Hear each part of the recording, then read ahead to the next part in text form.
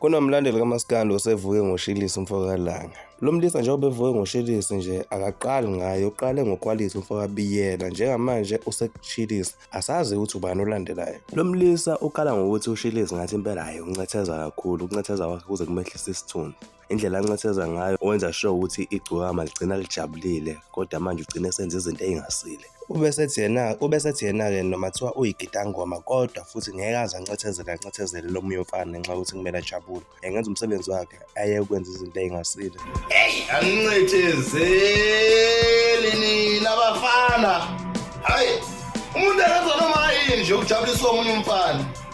Asezephule ezihambe ngenyawo phambi kwabantu ufuna ukujabulisa nje omunye umfana. Hayi, niyancethezela bafana manje. Dala nisendimeni yomculo kodwa yo niyancethezela bafana manje. Hayi man. Wathi uzephula iqolo ufuna ukujabulisa omunye umfana. Bukana bafana. Hayi, nabafana manje.